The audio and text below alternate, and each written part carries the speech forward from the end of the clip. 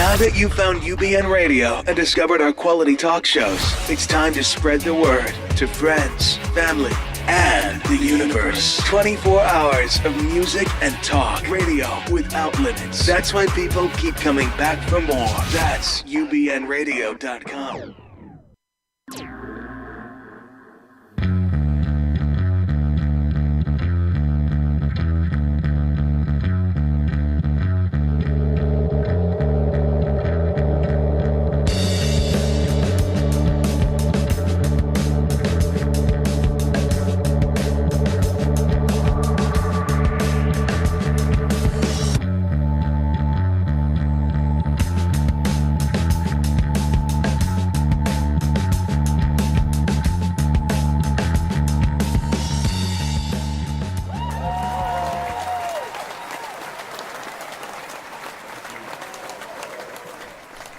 Thank you to all of our friends across the country and around the world.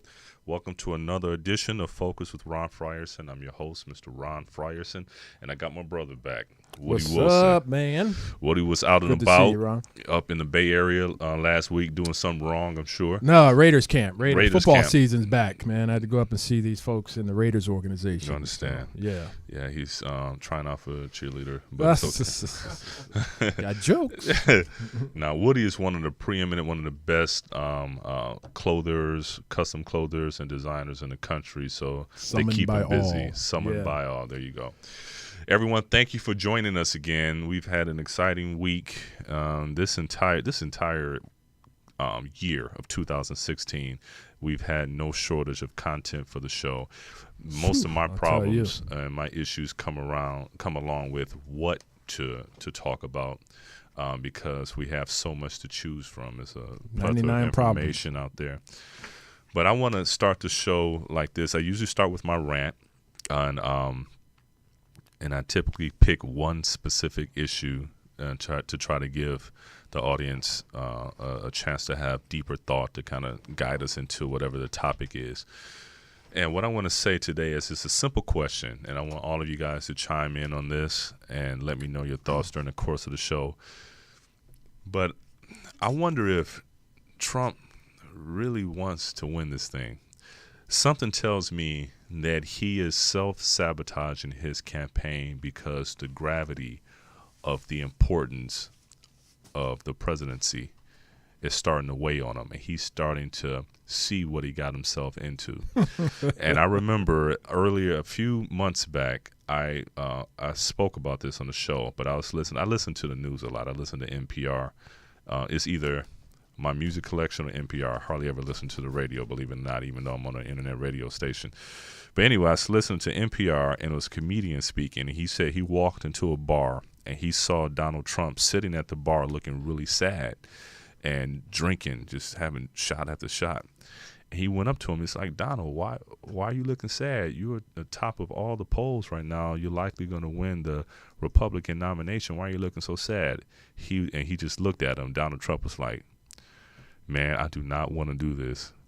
I really don't want to do this. And I keep trying to say crazy stuff, but the crazier stuff I say, the more they like me. And I keep trying to get out of it. You know, my pride won't let me just drop out. So I just try to do crazy things and say crazy things, but the American people are just nuts because the crazier I act, the more people want me. That's hilarious. There may actually be some truth to that. He said he could stand in the middle of Fifth Avenue and shoot someone, and he'd still. What politician could ever say anything like that out loud? So essentially, that's what I'm going to ask is Trump really trying to sabotage this campaign?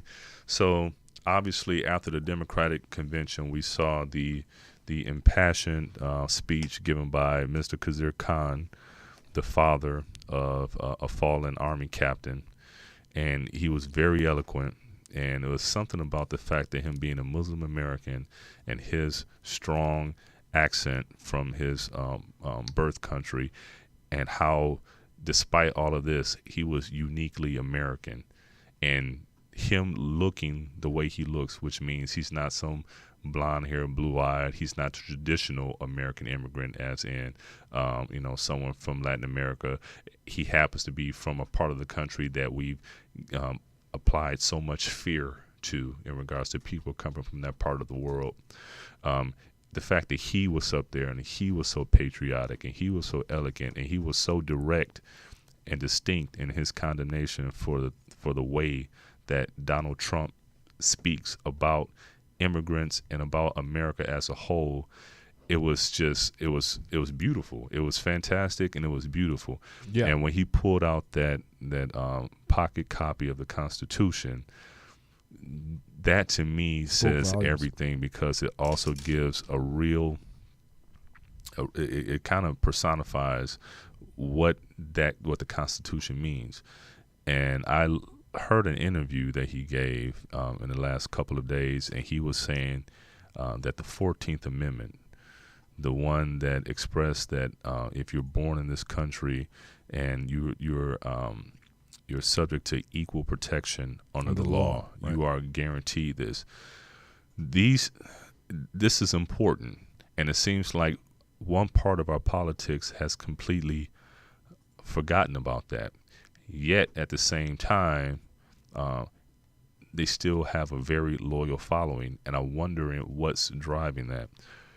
What do you think, Woody? Why do you think that despite what it is to be American, our American spirit, and we are by no means Shangri-La, we're not perfect, we have a long way to go, but we know what we aspire to be, why is it that someone that's trying to take us backwards in certain respects, why does he have such a grasp on a certain part of our population? I'm not sure why. Well, it's because people haven't moved forward. I mean, you heard what Clint Eastwood said the other day. What did he say? He said that what Trump, and I'm going to capsulize kind of the quote that he, what he said, but he said something to the effect that back in my day, what Trump says would not be offensive to anyone. We all spoke that way, and people weren't as sensitive as they are today. And so, that just speaks to the fact that people, and what Clint Eastwood used to say back in the day, I don't know, but I can imagine what he and some of the good old boys used to say when no one else was around. Mm-hmm.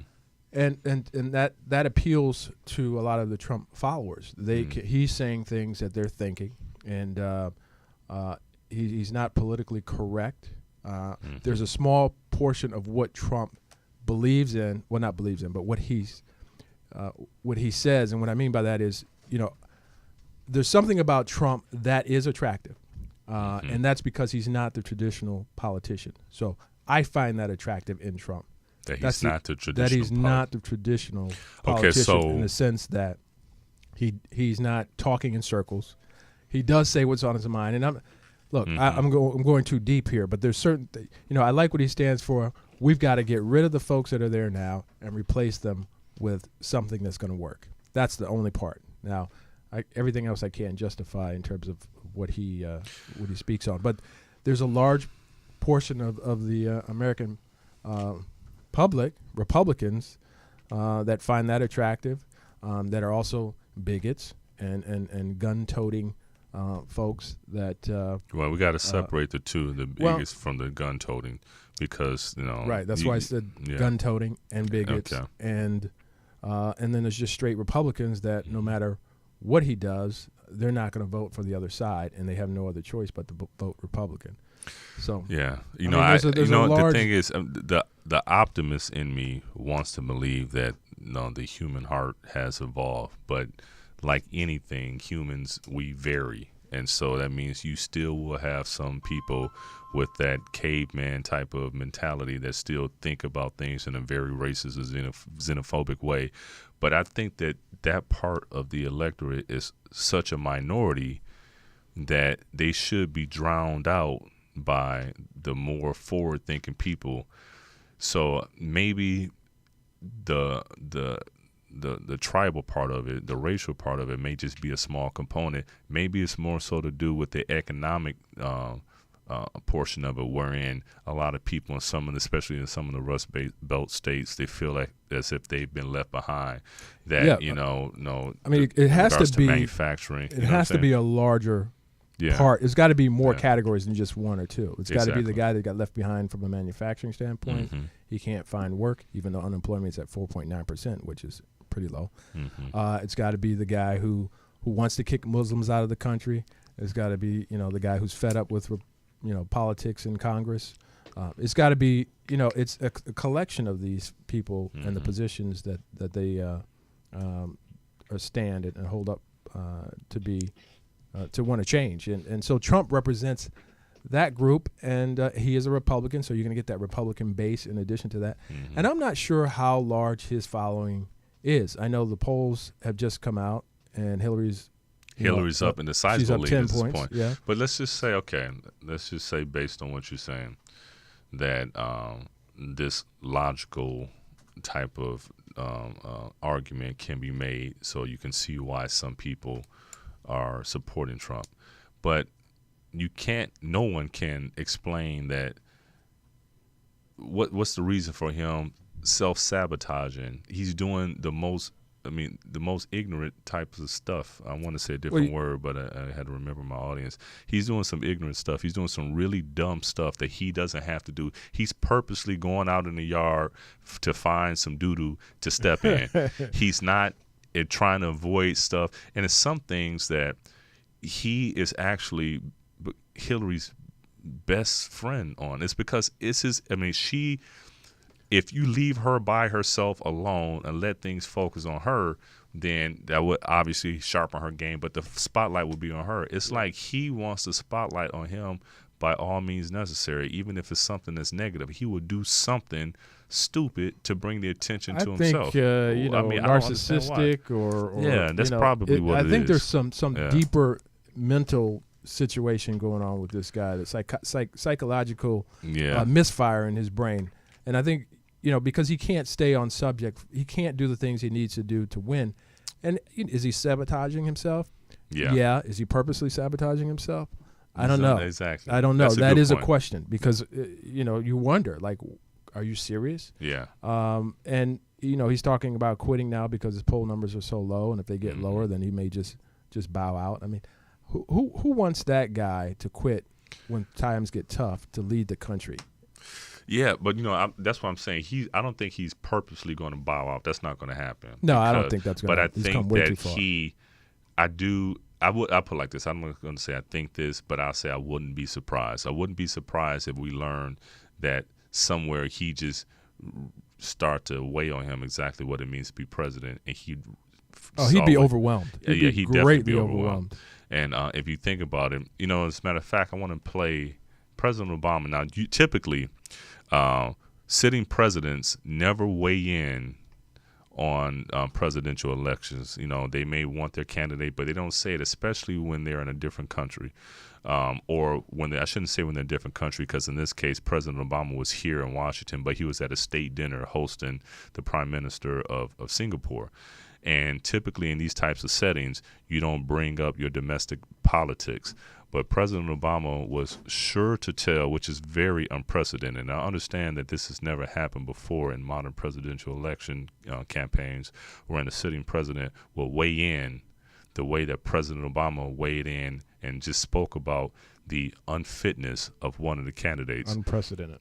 Exactly. So, Jarvis, will you play that clip from President Obama talking about Trump and his inability to hold office? Yeah, there have been Republican presidents with whom I disagreed with, but I didn't have a doubt that they could function as president. I think I was right and Mitt Romney and John McCain were wrong on certain policy issues, but I never thought that they couldn't do the job. And had they won, I would have been disappointed. But I would have said to all Americans, this is our president, and I know they're going to abide by certain norms and rules and common sense. We'll observe basic decency. We'll have enough knowledge about economic policy and foreign policy and our constitutional traditions and rule of law that our government will work.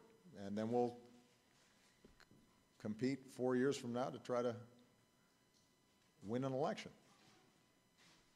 But that's not the situation here. And that's not just my opinion. That is the opinion of many prominent Republicans. There has to come a point at which you say, enough.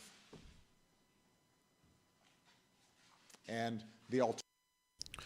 Now his own party is now, backing out, trying to split themselves away from Trump, and that speaks volumes. People aren't listening and paying attention to that. Yeah, he's making the broader point is this, and we've spoken about it on the show before. And what he's saying is that obviously he would have been disappointed had John McCain or Mitt Romney won the presidency, but we would not have. We would have gone on, we would have still been okay as a country. We may have disagreed with the policies. Things may or may not have been the same in certain respects, but he had no question about their competency and their sincerity in regards to holding the highest office in the land. That's not the case with Donald Trump. And for a sitting president to come out and say that, that's unprecedented. That's something that doesn't really happen. And then if you think about this as well, and he mentioned it in there, the president's own party, like you alluded to, Woody, the president's own party is not confident in his ability to hold this office. Everyone in there is trying to make sure that he, tampers his remarks. They are afraid of what's going to come out of his mouth next. And this is before he takes the role of president, before he has the power to cause a nuclear war, before he has executive powers of the presidency, before he's the commander-in-chief. If they can't control him now and they think that he's a live wire and they don't know what he's going to do next, what do you think is going to happen when he has power? It's crazy. It's about the temperament of a president. And they keep saying you'll hear reports that he's not acting presidential. Now, when you're traveling around the world and when you're the leader of the free world and you go to different countries, there's different cultures, you have to have an even keel. You can't mimic people. You can't say what's on your mind. You have to formulate your statements and your questions to where it's not offensive to people. There's in addition to that, there's a litany of information.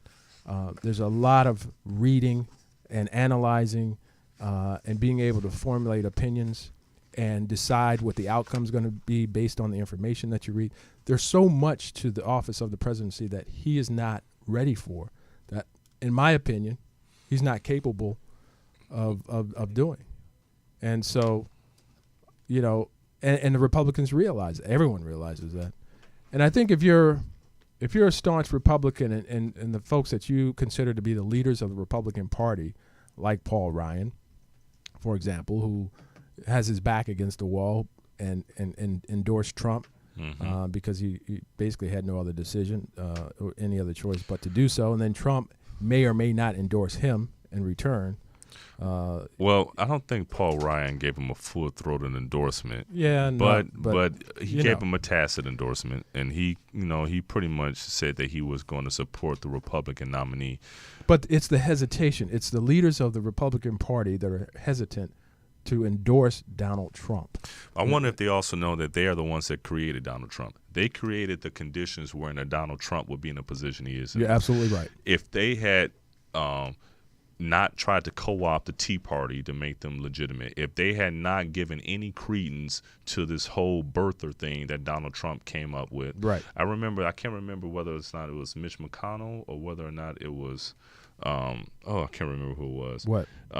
Lindsey Graham or someone, where a journalist flat out asked him, well, do you believe that the president was born in the United States? And that person said, I believe what the president told us. Instead of just flatly coming out and saying, this is stupid, of course the president was born in the United States. No, the president is not Kenyan. All that stupid stuff that they allowed to fester because they thought that it was going to whip up a certain ignorant part of the electorate, and that certain ignorant part was definitely going to show up at the polls or back them up in their legislative agenda and helping to block the Democrats from passing certain things in Congress. That was just one portion of the whole ignorant process. But that's how it began, because the Tea Party The results of the Tea Party is thus you got Sarah Palin.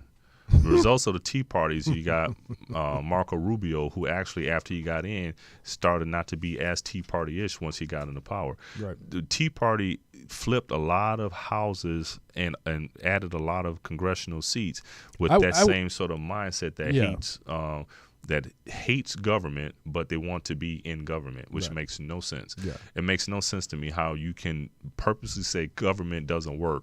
Let me join a place that doesn't work. And somehow then fall in line. Yeah. Yeah. So I don't know. But and then it's even with the Zika virus epidemic. I mean, not epidemic right now, but it potentially can be. But Obama asked Congress to provide funds to fight Zika. Mm-hmm. Money is running out. They're on vacation. They have not approved the funds, and it's only because Barack Obama has requested the funds. Mm-hmm. If you're voted into office to represent the American people, then why does it not make sense for you to protect pregnant women in America from a virus that can shrink the heads of their unborn children? Why does that not make sense to you? Why is there a question as to whether or not you're going to fully fund the effort to rid Zika from the United States of America and the world? And that right there is the question. And so the Republicans have created a Donald Trump in that scenario as well, because people are just fed up. Well, Government is not working. I'm not as well read on Zika. I think we can probably come up with some other examples. I'm not as That's well read on Zika. That's one good example. Well, that's what's going on right now. What I understand about the whole Zika thing is that what they think is that it's a state issue at this point because it's only affecting one state. No, a little woman died in California this week. A 60-year-old woman died.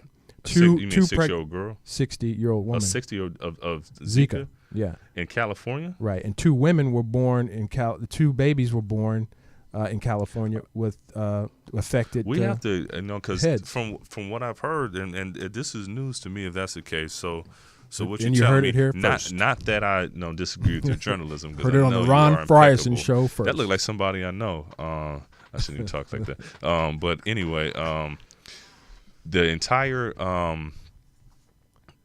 from what I hear is that in North America, most of the Zika virus and its victims, so to speak, have been in a certain portion of Miami. North of Miami, yeah, the first couple of victims, and they're spraying. But you're saying that it's spread. It's in California now. It also spread. There was a woman who had Zika. Well, you got to source me on this. Where you get this from? That part that's in California, because everything I've read. I think this is common knowledge. No. There's no such thing as common knowledge itself for certain things, but we got to back that up when we say. Okay, listen, I'm not creating this. Listen, so let me tell you what else. Let me give you an update on this. All right, so there's also the Zika virus was transmitted sexual. Well, it was transmitted from a woman to her male counterpart. Mm-hmm. He was not stung by a mosquito. Mm-hmm. So now they're perplexed as to how the transmission is happening with people who have not been infected by the mosquito. So the Zika thing is really has gone outside the bounds as from what we knew in the beginning in terms of someone being infected by a mosquito, and it is now in the United States of America. Okay, well, it's in the United States. So this is the key, and this is where I would be in complete agreement with you. If this is something that's not locally contained, because you got to think about mosquitoes and how mosquitoes is, the actual bug itself. You need standing water. You need swampish type conditions where it could be a plastic bag in your front yard. Exactly. Or your backyard, or in the woods. Exactly. It could be underneath there. We have a drought in California. We don't have any standing water. So that's why it would be much more difficult for us to get it out here, because the conditions for mosquitoes to thrive. I've been living in LA since 2001. I have not been bitten by a mosquito not one time since I've lived in LA. Back at home in Michigan, they like helicopters. And down in the South where they are, and Miami's pretty much swampland, in Orlando, well, those Ron, places. As you know, we've got Big Bear, we've got hiking trails, we've got Runyon Canyon, we've got all these places in the mountains, we've got snow that melts, we've got standing water in a lot of places around California that people outdoors folks go and encounter. So it can happen very easily. Yeah, well, I believe that it can happen. Yeah. And if that's the case, then Congress needs to step on it. But now the transmission has also occurred without the new infected person being stung by a mosquito, and so that's kind of something that they're looking into as well. Well, that's extremely scary. If it's gotten to a point where Zika, and because what it can do to people who are wanting to start families, I understand that the actual there have been some medical advances over the past few weeks that lead us to be hopeful that they will develop some sort of vaccine. Oh yeah.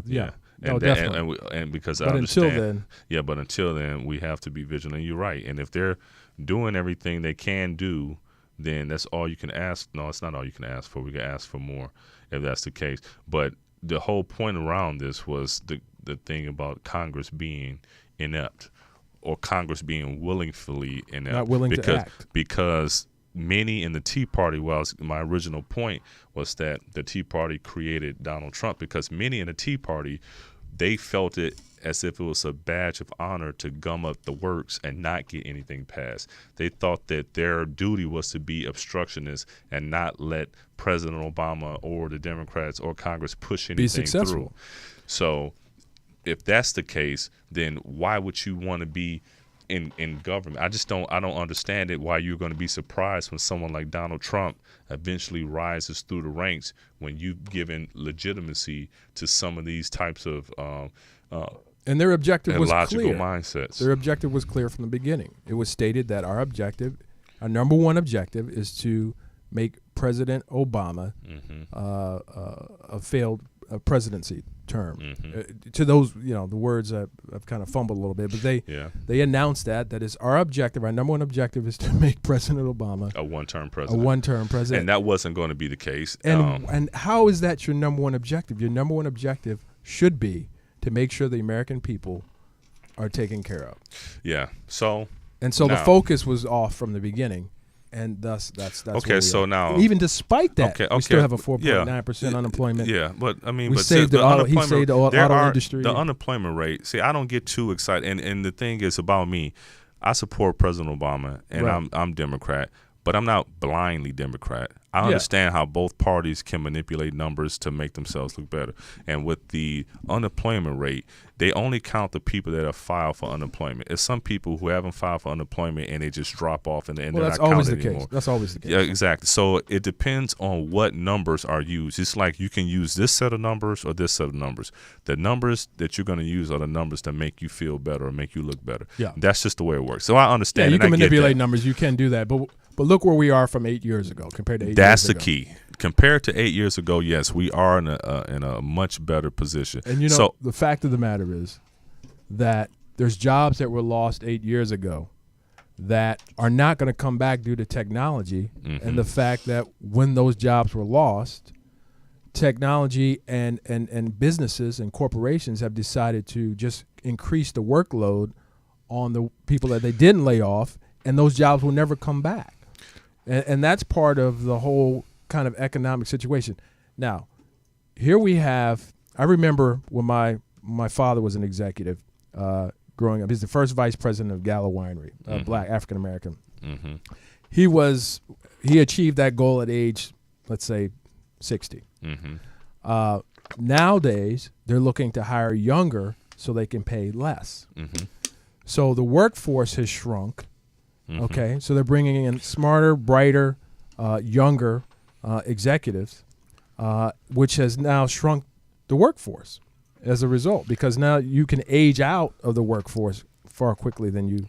Yeah, and that's all. It's a whole stew that goes along with that. It has to do with productivity being the highest it's ever been because of technology. One thing about technology is that in automation in regards to manufacturing, where you used to have to screw stuff on by hand, now you can do it with tools and things like that, to even things as calculated as AutoCAD and some of these other devices. You can have robots to do things that auto manufacturing is completely so all of this stuff being said, along with the fact that payroll in regards to they want to hire people for the less payroll expenses, and also the cost of healthcare. It's a whole stew as to why things are what they are. Technology has made a lot of jobs. But all that being said, that's still, and actually goes into my argument about what the real unemployment rate is. But that's neither here nor there. Okay, so to your point, when you were talking about the real unemployment rate, and the fact that people are still unhappy with the rate in which, with their salaries, and still the economic conditions in terms of available free income to be able to survive, and especially here in California, the median household income, or the median household price, or the median price of a house in California is what, $600,000 or something like that. Yeah, something like that. And the average salary fall very short of anyone being able to afford that type of housing. So technology has taken over. The incomes have shrunk, and the affordability index has also, increased. So this all goes to the argument that I'm making. Right. Yeah, so let me make this argument. The argument that I'm making is this: for all these reasons that we just spoke about, higher productivity, but at the same time, a shrinking base of certain types of jobs. Certain types of jobs are just disappearing, and so those jobs need to be replaced. Many of those jobs that can replace it require education, but then to get into some educational spheres, it's going to cost a lot of money. You accrue debt before you can get the education to get that job, right. And then you're going to be working off debt. It's just That's a whole stew stew of it. So net, we are, in aggregate, better than we were 8 years ago, but at the same time, structurally, like you were saying about wages shrunk, it's not so much that wages shrunk, it's that wages haven't kept up with inflation. Right. Wages have been stagnant for many That's years, correct. Yep. and while the cost of living has gone up, and in some pockets, including here in Los Angeles, the cost of living has far exceeded the average income. And so what you could afford with a certain amount of money, even given inflation, this is too far out of whack. So all that being said, there's many things that need to be done, and to bring this all back home to, like I was saying, these are the things, the touch points that Donald Trump has kind of touched on. So that's when I said earlier on that he was dangerous, because despite all the craziness, he would sprinkle in some things that made sense. I'm from the Midwest. I'm from the middle of the country. I'm Midwestern through and through. Michigan, and then I went to college and grad school in Kansas. I'm all Midwest. We look at things a little bit differently, and we are plain, meaning that we can see through BS. We Right. look at people for who they are and what they are. But we also know that the Rust Belt and certain manufacturing jobs were our lifeblood. And so when those jobs go away, and your ability to sustain yourself economically based on what your parents did, because each generation wants to be better than the generation before it, Right. and we expect for our children to do better than we did. When we see those opportunities going away, and then we have someone else say, okay, I understand where you are. I'm going to bring those jobs back. I'm going to bring those glory days back. Something in them wants to believe that. And so when you find a charismatic figure like a Donald Trump who's speaking to those issues and saying he's going to bring it back to what they know, I think some people actually find that attractive. And that's the key, I think, that he's kind of hit on within certain demographics. Now, in reality, the odds of those same exact jobs coming back is probably pretty slim. But he's speaking to it, and he's speaking to that emotion, he's speaking to that frustration, and so I think that's where he's caught a foothold. And then that, along with some of the other elements we spoke about earlier, because you notice they said that he is more popular with uneducated Right, as whites. opposed to educated whites. Yeah, because we know that, when I say we, I mean educated folks, understand that all the promises, the over-promising, is not going to come to fruition. It's not going to be a reality. Mm-hmm. He's going to run into the same roadblocks as everyone else has in the White House. But people get caught up.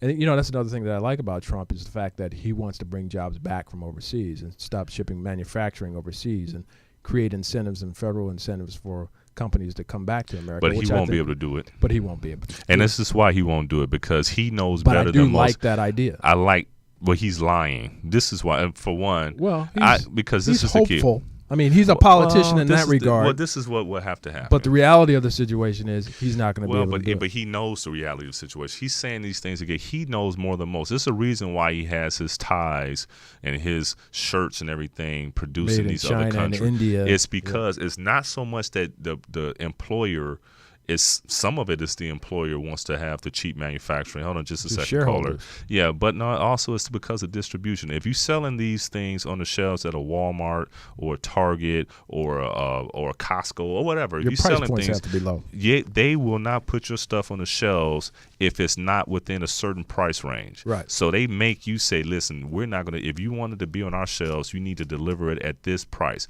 which kind of forces the manufacturers to have to go offshore so they can meet that, so they can at least stay in business. So you will have to deal with up and down the supply chain. You will have to deal with it in a way so that they can make it more cost feasible, including taxation, for the companies to do business here. We have a caller that's calling. Caller, can I have your name and the city you're calling in from, please? Hello. Caller, are you there? Is the caller there? Caller, are you there? I hope they didn't drop. Right, the But caller listen, must have dropped. So Yeah. I understand from a competitive standpoint. You know, I'm in the clothing industry, developing my golf line, and the only way that I could be competitive in the marketplace is to look overseas for my manufacturing. Exactly. And I was forced to do that, and that's just the way the United States has built the structure, not allowing folks here in America to be competitive from that standpoint. Now there are industries that are local, and when I say local in the United States, that can be competitive with certain items. But overwhelmingly, the United States has put itself in a position to where we've got to ship everything overseas. And yeah, it's good for a global economy, but it sucks for the everyday person. We used to have, GM in Detroit, in Michigan, right? A booming business of Detroit. Now, Elon Musk is now opening up a battery manufacturing plant in Reno. I just pray that he continues to stay here in America. And it makes no sense to me why the government would not put incentives in place to keep businesses that are here. They do. Okay. They do. Greater incentives to bring businesses back. But I think, we can't be worried about what the rest of the world is doing. And we really need to focus back on America. And I'm not saying make America great again, because America is already great. But we really do have to focus on manufacturing, bringing manufacturing jobs back. The devil's in the here. details right there, because we live in a global economy and there's no way around it. The reason why China is the way they are, and the reason why we can't afford to go to China and why they don't want to go to war with us, is because we have a symbiotic relationship with China. It's intertwined with China so much so on so many levels that we're intertwined with them.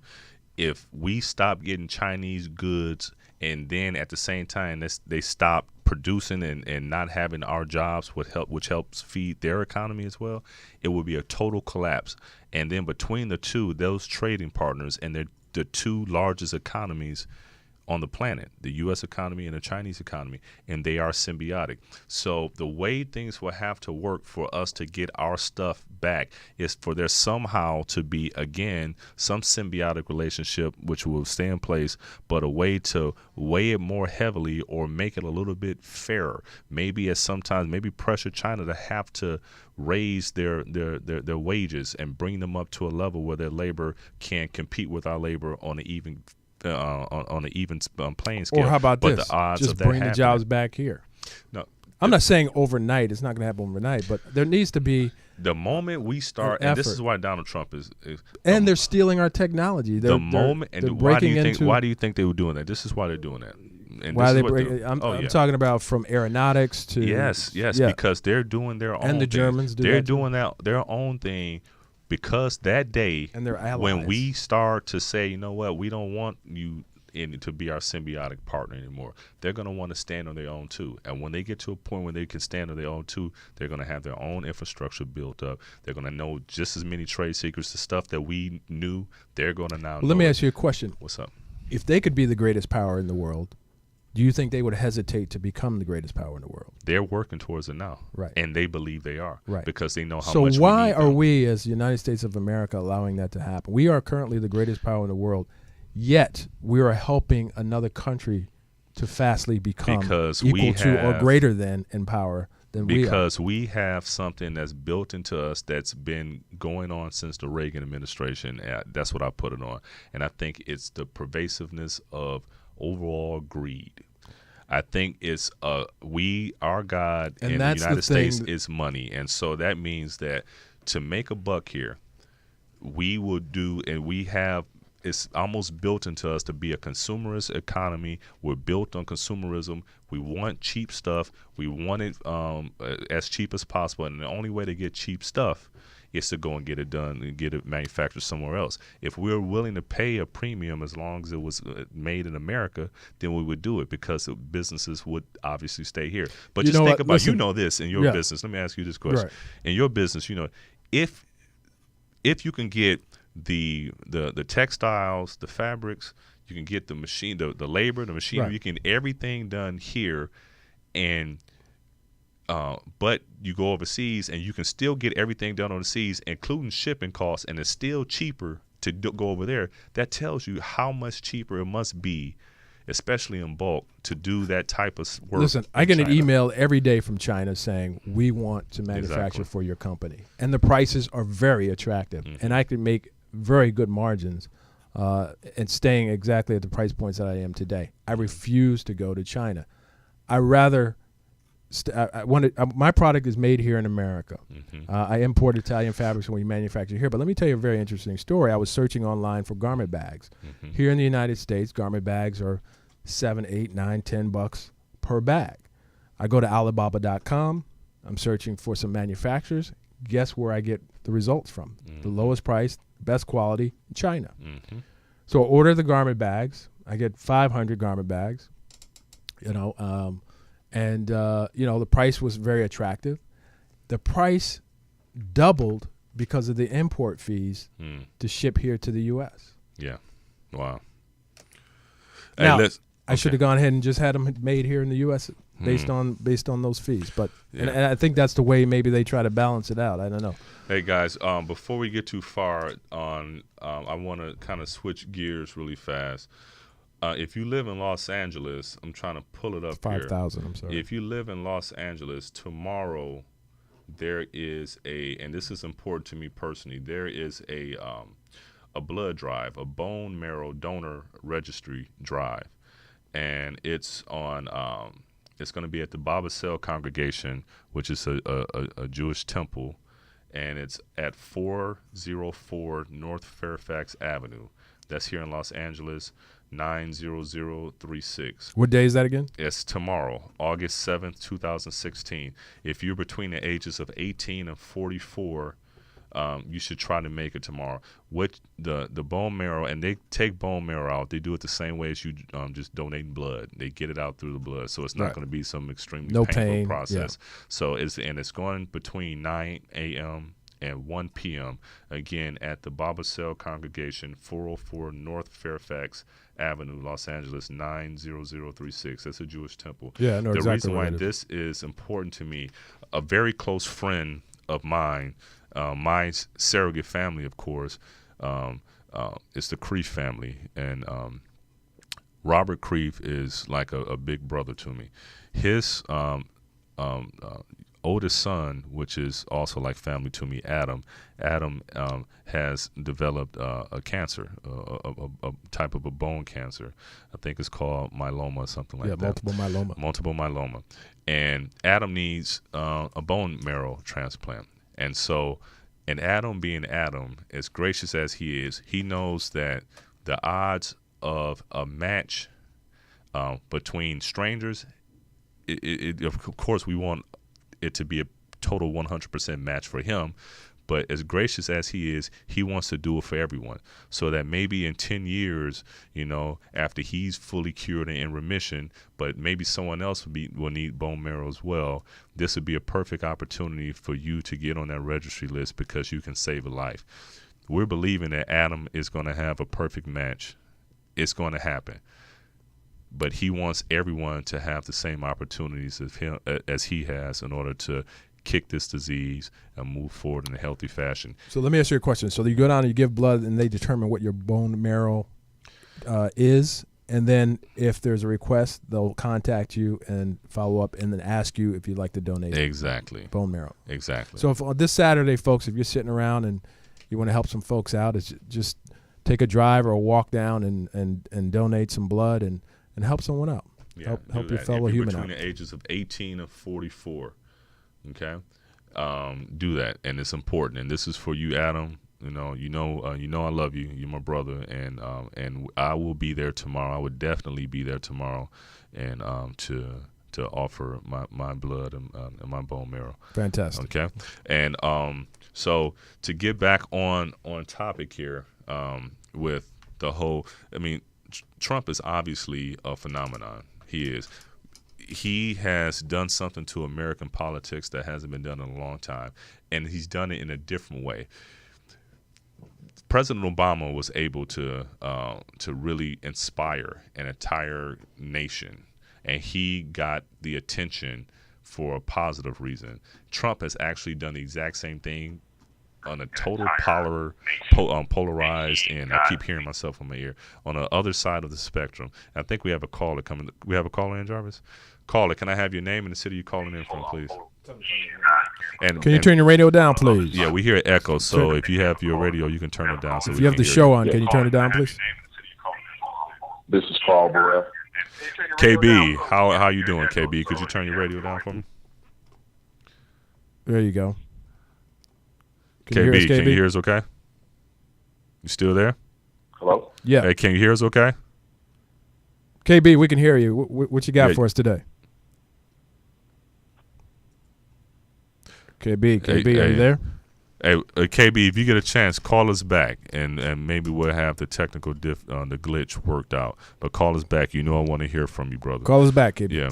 So Donald Trump has pretty much sucked all the air out the room, and the cameras are constantly on him, but for a different reason. It's almost like a wow factor. Wow. What is he going to say next? That's why I watch him. Like, what's going to come out of his mouth next? And also the frightening, possibility of what if this dude actually becomes president. Just think about that. I mean, just think about how crazy that would be. First of all, how do you think Muslims would react? Do you think there would be an exodus, or do you think they would be protesting, or do you think, I just can't imagine, that's just one aspect. I know myself personally, I think I'd go to the gun range a little more often. But, think about leaving the country. But I don't know, man. It would be, let's just hope that doesn't happen, folks. Get out and vote, please. Yeah. Don't vote for Donald. And what President Obama said made so much sense when he said that, about Mitt Romney and about John McCain. I can't think about any time since I've been of voting age wherein if the alternative was chosen, that I think we will be should be in dire fear of civilization as a whole. I can't think this is going back to this as a kid. That's weird. Yeah, that's civilization really as a whole. Just not think just about the it. United States. Yeah, that's weird. Just think about. Let's just say if it wasn't George W. Bush, it was Al Gore that won. Okay, or if it wasn't George W. Bush that won the second term, but it was John Kerry.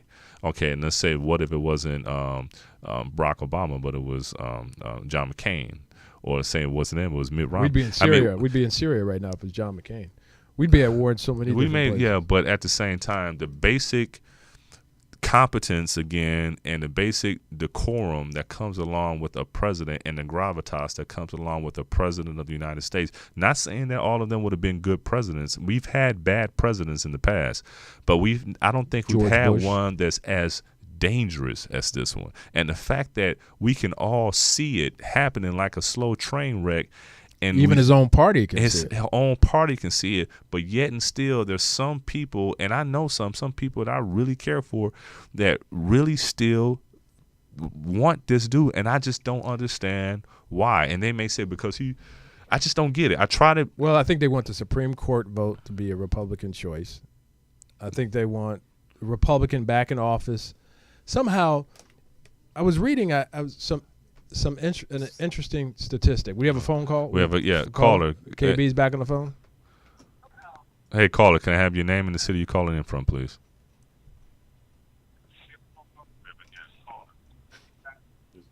Okay. You got to turn your listening device off. Okay, hey, Carl, we can hear you, so go ahead, Carl. What you got what's on your mind, Carl? You got to turn your listening device off. Okay. Hey, we got to cut it. We should cut it. No, we'll cut it. We'll cut it. So we'll just hold off on the calls this week. KB, call back again next week. We must be having technical difficulties, and we're running short on time. Like a delay, yeah. And, you know, while we're doing that, why don't we go ahead and bring up my primary sponsor real quick? Yes, Javago. So everyone knows that the watch that I wear on the show is a Javago watch. And if you Javago don't know, Designs. now you know. Fine premium timepieces in men's and women's styles. They're pretty expensive, but if you go to Amazon and get one, you can get them for a discount. But go and visit www.javagowatches.com. Great value. That's www.javagowatches.com. They are great gifts. They have they are impeccable. I always get compliments on these watches that I wear, and I think it's time. This is my favorite one, but I can go into the studio, into their gallery, and pick out any style I like. I think it's about time for me to choose a different style, but I do like the one I have right now. I think the one I have now is called the Glisse, which has a rose gold rim and black leather band, and I like it a lot. And so you guys ought to go check it out. Go to www.javagowatches.com. Again, www.javagowatches.com. Go and choose a style, and then go to Amazon and get that same style and get it at a discount. Okay? Yes, sir. All right. So we got like maybe 3 or 4 minutes left in the show. I'm sorry that we had these technical difficulties, and KB, you got to call me again next week. I'm sorry we couldn't get you in this week. And call us. When you call in, be sure to call in and have your computer or your radio or your phone, make sure the volume is down so we won't get that echo. That feedback, right? Yep. So, the Olympics start tonight. Yeah, the ceremony should have started at 4:00 p.m. I think Pacific. So folks are probably at home watching it right now, and go USA. And I'm looking forward to it, man. And I just I'm praying for folks. It's amazing. It amazes me that not to throw a dash of pessimism on the Olympics, but the warnings about swimming in the water and the raw sewage in the water, raw sewage and hepatitis dangers and. That's pretty extraordinary. I mean, I would be a little hesitant myself. Absolutely. And then, of course, Zika. That's yeah. one place that has I've been to Rio before. Yeah. And that's one place that has abject poverty. And that's one of the things we need to watch, some places that don't have a middle class. And we should look at those places as examples of what we don't want to be. It's a beautiful country, beautiful people. The haves and the have-nots. One of my best friends in the world lives in Brazil, in Sao Paulo. Shout out to Celso Doria and Marcel Doria, my close friends down there. I think Marcel just had a birthday. So Celso and Marcel, love you guys. And they're in Sao Paulo. But Rio is a beautiful city. But at the same time, you can tell clearly there's a big gulf between the people that have and the people that don't. Yeah. It's you either or. And the people that have concentrate more and more and more, and more people are pushed off into the people that don't. And then what happens is this. It happens where you get basic services like trash collection, but in the nice neighborhoods, it's paradise. But then the slums are the slums, and there will always be more poor people than there are rich people if you don't watch it. Now, again, Zika is alive and well down in South America, and folks are coming back to their respective countries, and that's the big danger behind Zika. So Congress, please, I don't know if you need to have an emergency session, but let's release those funds so we can fight this battle for the U.S. Well, guys, thank you again for joining us. Thank you for starting off your weekend with us. We are very glad to have you, and we're glad to have Woody back. Yes, sir. And good to be back. Join us every Friday at 5:00 p.m. Pacific time on Focus with Ron Frierson. And have a great weekend. Be safe, and we will see you next week. Be safe.